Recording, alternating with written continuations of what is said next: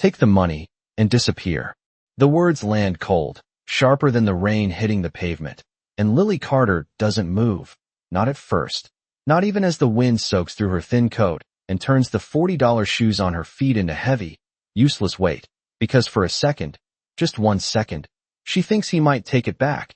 That maybe this is another one of those tests rich people like Richard Hale seem to love, but he doesn't. He just stands there on the marble steps of his Manhattan townhouse, perfectly still, perfectly composed, like the last 6 months never happened, like she was never anything more than a clause in a contract. And Lily tightens her grip on the handle of her worn suitcase, the same one she carried into this life, the same one that now feels heavier than anything she owns, heavier than the truth sitting in her chest, heavier than the words she won't say, because what would be the point? He already made up his mind, and she knows that look in his eyes, controlled, distant, final, the same look he had the day he slid that contract across the table and said, "Marry me," just for appearances, like it was nothing, like she was nothing, like this was just another business deal measured in signatures and silence. And for a moment the city seems to hold its breath around them, taxis rushing past, headlights streaking across wet asphalt, people moving with purpose while hers collapses quietly between them, and she nods, just once, because she refuses to beg, refuses to break in front of him. Not after everything. Not after the nights she stayed up helping Sophie fall asleep when the nightmares came back. Not after the afternoons she spent sitting on the floor with Emma, pretending not to notice the way the girl avoided eye contact until slowly, carefully, she didn't anymore. Not after she learned the rhythm of a house that never felt like home until she walked into it. And for a split second her eyes flicker toward the tall windows behind him, toward the warm glow inside, toward the faint outline of 2 small figures somewhere beyond the glass. And something in her chest tightens, almost enough to undo her, but she swallows it down, because this is what she agreed to, a contract, a role, a temporary life she was never meant to keep.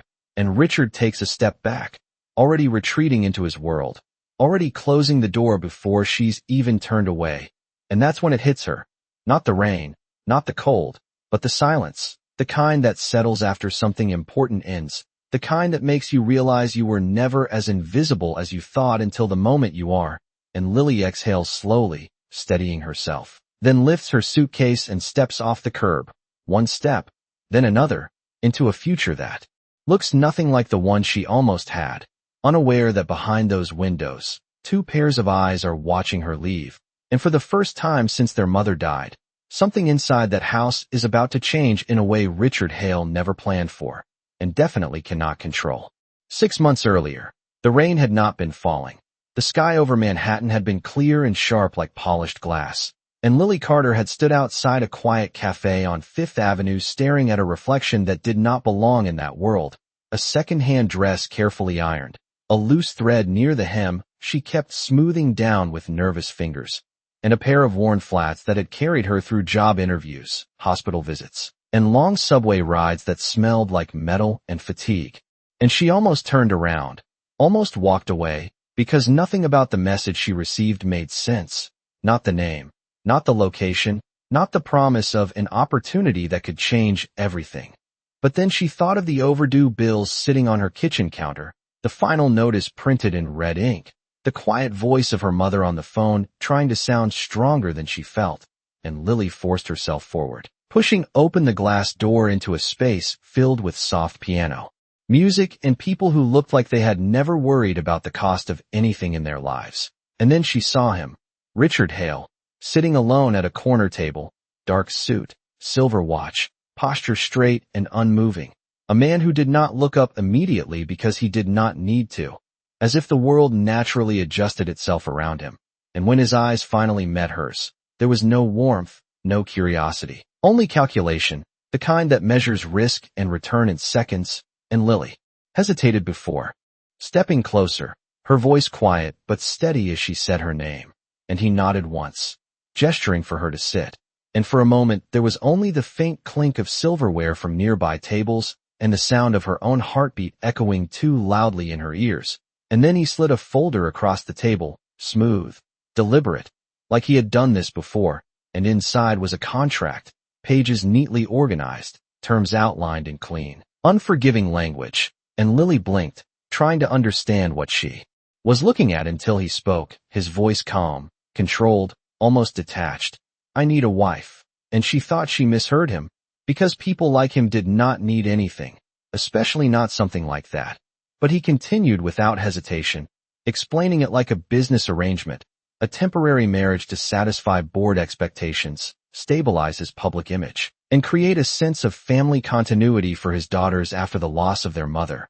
And he said it all without emotion, as if love had never been part of the equation to begin with. And Lily felt something twist inside her chest, a mixture of disbelief and something else she could not name, and she looked down at the contract again, at the number printed near the end, an amount large enough to erase every problem she had been carrying for years, and for a moment the world narrowed to that single choice, dignity or survival, and she swallowed hard, lifting her eyes back to him, searching for any sign that this was a mistake, a joke, anything but real. But Richard Hale did not joke, and his gaze remained steady, waiting, patient, certain that people always chose what they needed most, and Lily exhaled slowly, her fingers trembling just enough that she tucked them under the table to hide it, and she asked one question, barely above a whisper.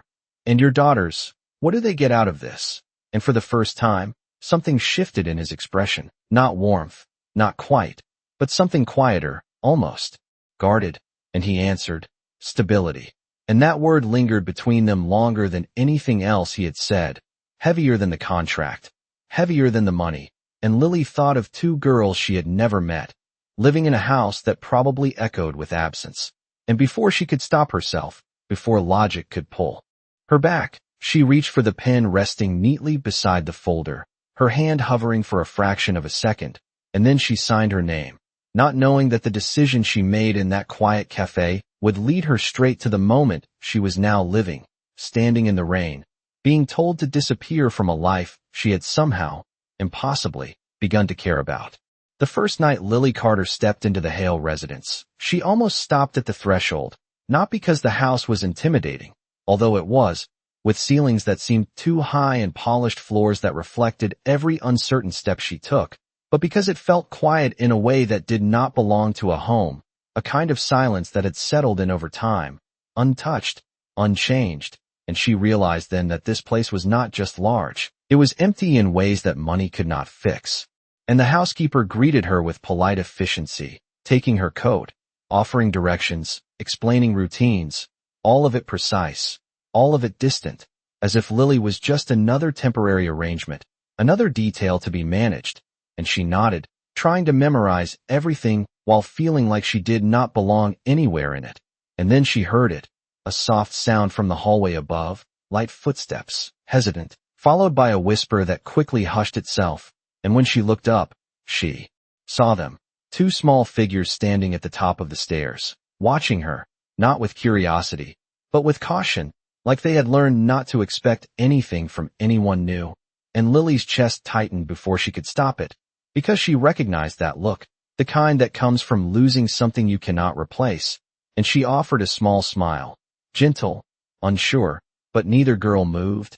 Emma stood slightly in front, protective without saying a word, while Sophie clutched the railing, her fingers wrapped tight, and neither of them spoke, not until Richard's voice cut through the space, calm, controlled, "Girls," and they straightened immediately, as if his presence alone reshaped the room, and he walked past Lily without looking at her, his attention focused entirely on them, introducing her in the simplest terms possible. "This is Lily." No explanation, no warmth, just a statement. And Lily felt something sink quietly inside her, realizing that to him, this was exactly what it was supposed to be, a role, nothing more, nothing less. And Emma gave a small nod, polite but distant, while Sophie glanced at Lily's hands, then quickly looked away, and that was it. No welcome, no questions, just silence again, heavier than before. And later that night, Lily sat alone in the guest room that was now hers, staring at the contract placed neatly on the nightstand, its pages still crisp, untouched, as if reminding her that everything here had rules, boundaries, limits she was not supposed to cross. And she reached into her bag, pulling out a small worn notebook, its edges soft from years of use, flipping it open to a blank page before hesitating, the pen hovering as she tried to put something into words that did not quite make sense yet. And instead she drew, simple lines at first, the outline of a house, then two smaller figures standing near a window, and after a moment, almost without thinking, she added a third, standing just a little closer than before, and she stared at it for a long time, unsure why it mattered, unsure why it felt like something she should not want. And across the hall, in a room filled with toys that had not been touched in days, Sophie whispered softly into the dark, asking a question Emma did not answer right away, and when she finally did, her voice was quiet, careful. She will leave too. And neither of them knew that for the first time since their mother was gone, someone in that house was already trying not to. The next morning begins earlier than Lily expects, long before the city fully wakes, when the house is still wrapped in that same quiet she felt the night before, but now it feels different, less like emptiness and more like something waiting, and she moves carefully through the kitchen, unsure of what she is allowed to touch, what lines she might accidentally cross. But the thought of two girls going to school without breakfast settles something inside her, something stronger than hesitation. And she starts small, opening cabinets, finding ingredients, moving quietly, deliberately, as if she is trying not to disturb a balance she does not yet understand. And the smell of something warm begins to fill the space, soft and unfamiliar in a house that probably relied more on routine than comfort. And when the footsteps come again, they are slower this time, less cautious, and Lily does not turn immediately, giving them time, giving them space, until Sophie appears first, standing just inside the doorway, her hair slightly messy, her expression uncertain but curious, and she watches silently as Lily flips a pancake, the simple motion somehow grounding, normal, and Lily offers a small smile without stepping closer. Good morning. Her voice gentle, careful not to push, and Sophie does not respond right away, but she does not leave either, and that alone feels like something. And a few seconds later, Emma joins her, arms crossed loosely, observant, protective in a way that feels older than 12, and her eyes move from Lily to the stove, to the plates, taking everything in before she finally speaks, her tone neutral but not unkind. We usually just grab something quick, and Lily nods, acknowledging it without correcting, without insisting. That works too, she says softly. I just thought maybe today could be different. And the word hangs there, not forced, not heavy, just an option, and for a moment neither girl moves, until Sophie takes one small step forward, then another, drawn by something she cannot quite name, and Emma watches closely, ready to pull her back if needed, but she does not, and instead she follows, slower, more deliberate, until all three of them are standing in the same space, the distance between them no longer as wide as it was the night before, and Lily sets a plate down, sliding it gently towards Sophie without expectation, and Sophie hesitates, glancing at Emma, who gives the smallest nod, barely noticeable, but enough, and Sophie reaches for the fork, her movements cautious at first, as if this might disappear if she moves too quickly, and when she takes the first bite, something shifts, subtle but real, and Lily feels it, not as a victory, not as progress to be measured, but as a quiet opening, and she does not rush it, does not fill the silence with questions, instead letting it exist, letting them choose to stay, and from the hallway, unseen, Richard stands still, watching, his expression unreadable, his mind already calculating what this means, whether this is useful, whether this fits within the boundaries he set. But something about the scene in front of him does not fit into any structure he understands. Not the way Sophie leans slightly closer to the table, not the way Emma relaxes her shoulders just enough to notice.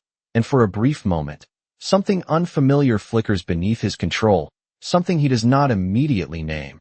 And just as quietly as he arrived, he turns and walks away, leaving the three of them in a moment that, for the first time in a long while, feels almost like a beginning. By the end of that week, the house begins to shift in ways that are small enough to ignore if someone chooses to, but impossible to miss if they do not. And Lily moves through it quietly, never claiming space, never overstepping, yet somehow leaving traces of warmth in places that had long gone untouched. A folded blanket on the couch, where Sophie falls asleep during an afternoon movie. A glass of water placed gently on Emma's desk before she even realizes she is thirsty, a light left on in the hallway just before bedtime, as if someone is thinking ahead for them for the first time in a long while. And the girls begin to respond, not all at once, not in obvious ways, but in the little moments that matter. Sophie starts waiting in the kitchen in the mornings instead of staying in her room, her questions coming more easily now. Simple things at first, like whether pancakes can be made with chocolate chips, or why Lily hums quietly while she cooks, and Lily answers every one of them with patience, never rushing, never dismissing, while Emma watches from a distance that grows shorter each day, her guard still up, but no longer unbreakable. And one evening, when her homework proves more frustrating than she expected, Lily does not correct her or take over. She simply sits beside her, guiding, encouraging, letting Emma arrive at the answer herself. And when she does, there is a flicker of something in her eyes, something close to pride, something she has not felt in a long time. And for a second, just a second, she looks at Lily not as a stranger, not as someone temporary, but as someone who stayed long enough to matter. And across the house, Richard notices the changes too, though he does not acknowledge them out loud. He sees the way Sophie laughs more freely now, the way Emma no longer avoids the dining table, the way the silence that once defined the house has been replaced by something softer, something unpredictable, and it unsettles him in ways he does not expect, because this was not part of the agreement, not part of the structure he carefully built to keep everything controlled. And yet, he cannot deny the results, even if he refuses to name the cause. And then comes the evening that forces everything into the open, a formal dinner at the house, guests from his company, investors, people who measure worth in numbers and appearances, and Lily knows from the moment she hears about it that this is not just another event. This is a test, not written in the contract, but understood all the same, and she prepares carefully, choosing a dress that is simple but elegant, something that fits into his world without losing herself completely. And when the guests arrive, she moves with quiet confidence, greeting them, responding with grace, listening more than she speaks. And when one of them makes an offhand remark about the girls, dismissive, careless, Lily does not hesitate, her voice calm but firm as she redirects the conversation, protecting them without drawing attention to it. And for a brief moment, the room shifts, not dramatically, but enough for people to notice, enough for Richard to notice, and he watches her then. Really watches her, not as part of an arrangement, but as someone who just did something he did not expect, something that did not fit into any contract or condition. And for the first time since this began, he feels something unfamiliar settle just beneath the surface, something that does not belong to logic or control, something that might become dangerous if he lets it. And as the evening continues, the balance he thought he had begins, slowly, quietly, to change.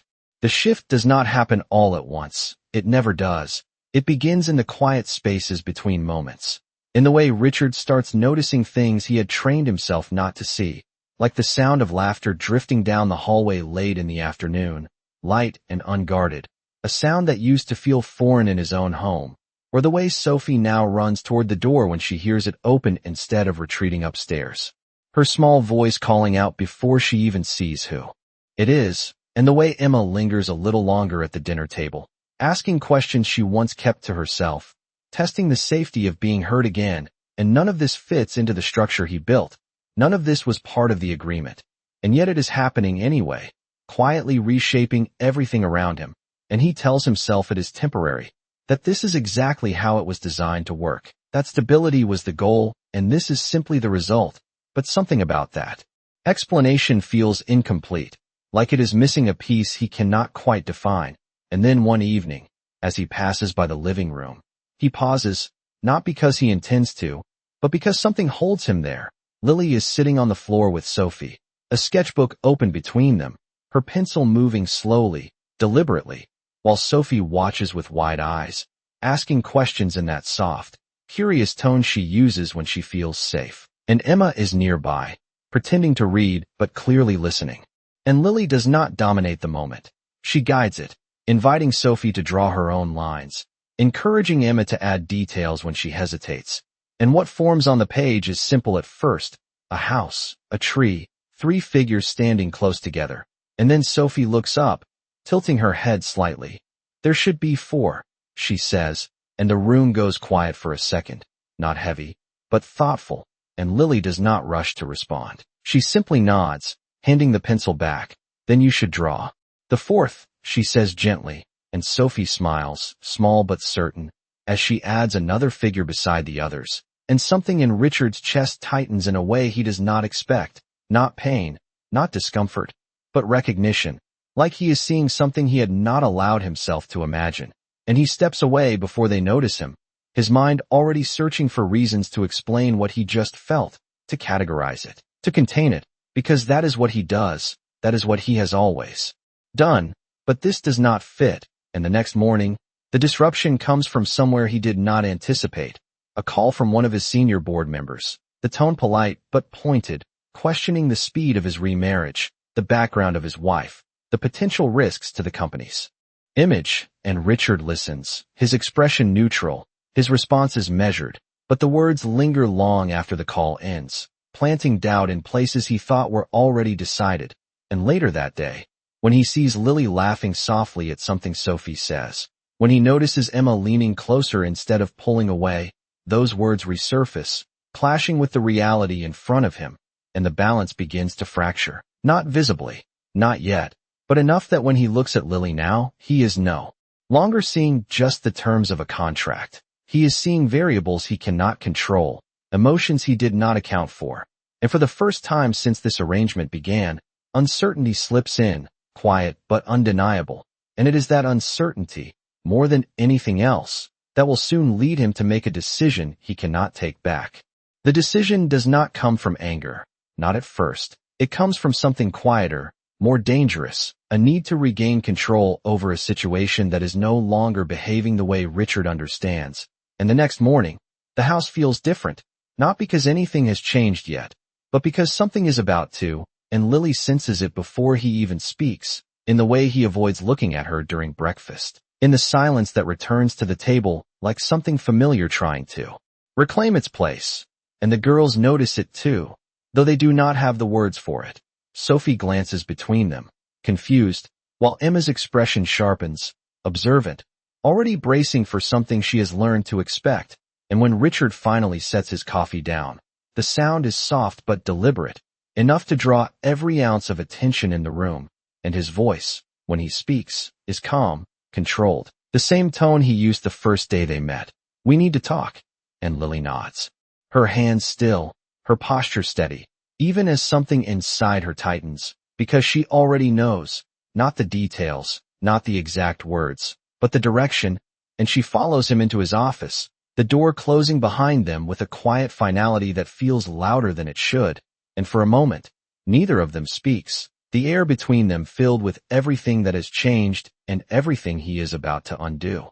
And then he reaches for the contract on his desk, the same one she signed months ago, the same one that started all of this, and he places it in front of her again, as if resetting the entire story back to its beginning. This arrangement has served its purpose, he says evenly, not unkind, but not gentle either. And Lily listens, her eyes steady, her expression calm in a way that takes more strength than he realizes, because she has already lived through loss before. She has already learned how to stand still when something important is taken away. And he continues, explaining it like a business decision, mentioning concerns, image, expectations, words that sound logical, reasonable, but feel hollow against the reality they both know exists. And Lily does not interrupt, does not argue, because arguing would mean asking him to see something he has already chosen to ignore. And when he finishes, there is a brief silence, heavy but not chaotic, and she exhales slowly before speaking, her voice quiet but clear. And the girls? And the question lands differently than he expects, not confrontational, not emotional, just honest. And for a fraction of a second, he hesitates, not enough to change his decision, but enough to reveal the crack beneath it. They will adjust, he says, and Lily nods once, because she understands now, understands that this was never about what the girls needed, not really, it was about what he could control. And she reaches for the contract, not to read it, not to question it, but simply to acknowledge it. And then she stands, smoothing her dress in a small, automatic motion, grounding herself in something simple, something steady. "Then I will leave today," she says, and there is no anger in her voice, no accusation, just acceptance.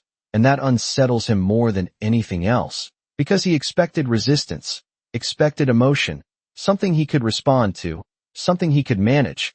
But this quiet understanding, leaves him with nothing to push against. And as she turns to leave, there is a moment, brief and fragile, where something in him almost reaches out, almost stops her, but it does not, and the door closes softly behind her, marking the exact moment he makes a decision that feels right in his mind, but will soon prove to be the one thing he cannot undo. By the time Lily walks out of the house, the rain has already started again, soft at first, almost gentle, as if the world itself is trying not to make this moment heavier than it already is. But inside, the silence returns immediately, sharper than before, as though everything she carried with her has been pulled out all at once. And Sophie feels it first, standing at the top of the stairs with her small hands gripping the railing, her eyes wide as she watches the front door close, not understanding the words that were said, but understanding enough to know that something important is leaving. And she turns quickly, her voice breaking through the quiet in a way it has not in months. Where is she going? And no one answers her right away, because there is no answer that fits what she is feeling. And Emma does not move at first, her body still, her expression unreadable, but her eyes follow the same direction, toward the door, toward the absence that feels too familiar. And then she turns sharply, her voice steady but edged with something stronger, something that has been building for weeks without anyone noticing. "You told her to leave." And it is not a question, it is a statement, clear and direct. And Richard, standing in the hallway, meets her gaze, his posture unchanged, his tone measured. It was necessary. And for a moment, that word hangs in the air, heavy, detached, completely out of place in a room that no longer feels like something that can be managed with logic. And Sophie shakes her head, stepping forward now, her small voice rising with a kind of urgency that does not ask for permission. No, it was not. And the force of it catches him off guard, not because of what she says, but because of how she says it, because this is not the quiet child he is used to. This is someone who is trying, desperately, to hold on to something she just found. And Emma steps closer too, standing beside her sister, no longer observing from a distance, no longer waiting to see how things unfold. She stayed. Emma says, her voice lower but stronger, every word chosen carefully. Even when she did not have to, even when we did not make it easy, she stayed. And Richard listens, his expression still controlled, but something in his eyes shifts, something subtle, something he cannot fully suppress. And Sophie reaches into her pocket with trembling hands, pulling out a folded piece of paper, slightly worn at the edges, and she walks forward, placing it in his hand without hesitation. "She made this with us," she says, her voice softer now, but no less certain. And when he unfolds it, he sees the drawing, simple lines, a house, a tree, for figures standing close together, uneven but unmistakably connected. And his breath catches for just a second, not enough to show, but enough to feel. Because this is not something that can be explained away, not something that fits into any contract or condition. This is something that was never supposed to happen. And Emma watches him closely, not waiting for him to speak, not waiting for him to justify anything. Because for the first time, she is not asking for an explanation. She is showing him the truth he chose not to see. And the silence that follows is no longer empty. It is full of everything he dismissed, everything he overlooked, everything he is only now beginning to understand. And as the rain continues outside, steady and unrelenting, Richard Hale stands in the middle of his own home, holding a piece of paper that weighs more than any decision he has ever made, realizing too late that the one thing he thought he controlled was never his to define in the first place.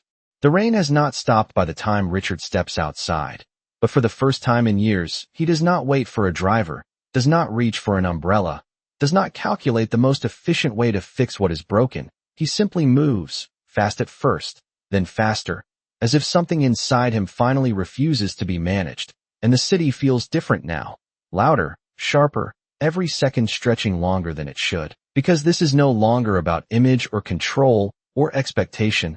This is about something he nearly lost without understanding its value until it was gone. And he sees her just a few blocks away, walking with the same steady pace she had when she left, her suitcase rolling behind her, her shoulders straight, not defeated, just finished. And for a moment he slows, because this is the point where he would normally think, where he would plan, where he would choose his words carefully. But this time, he does not.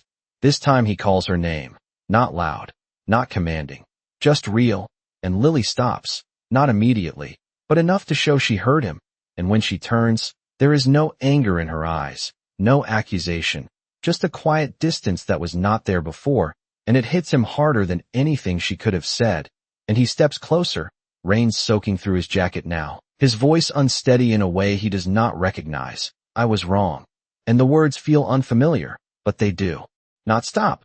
This was never just a contract. And Lily watches him, searching his face for something she cannot name, because she has heard promises before. She has seen people change their minds when it benefits them, and she does not move, does not step closer, and that forces him to keep going, not as a CEO, not as someone in control, but as a man who finally understands what he almost destroyed. They showed me, he says quietly, his gaze dropping for a second before returning to hers. Emma, Sophie, they see you as family. And his voice softens. And I realized. I do too. And the admission settles between them. Fragile, honest, nothing like the structured certainty he used to rely on. And for the first time, he does not offer terms, does not reference agreements or expectations. He simply says, come back. Not because you have to, but because you want to. And the difference in those words is small on the surface, but everything beneath them has changed, and Lily stands there in the rain, her fingers tightening slightly around the handle of her suitcase, because this is the moment where she has to decide, not based on survival, not based on necessity, but based on something far more uncertain, something that requires trust. And she thinks of the girls, of Sophie's quiet laughter, of Emma's careful strength, of the drawing still folded somewhere in his hand. And something in her softens, not completely, not all at once, but enough, and she exhales slowly, stepping forward just 1 inch closer than before. No more contracts, she says. Her voice calm but firm, and Richard nods immediately, without hesitation, because for the first time, he understands that what he is asking for cannot be written, cannot be controlled, cannot be guaranteed. And when she finally lets go of the suitcase handle, when she chooses to stay not because she needs to but because she wants to, something shifts in a way that no agreement ever could. And later, when they walk back through the front door together, the house does not feel empty anymore. Not because it is filled with noise, but because it is filled with something stronger, something quieter, something real. And as Sophie runs forward and Emma stands just behind her, no longer holding back, the distance that once defined that house disappears completely, replaced by a connection none of them planned, none of them expected, but all of them now understand is worth choosing every single day.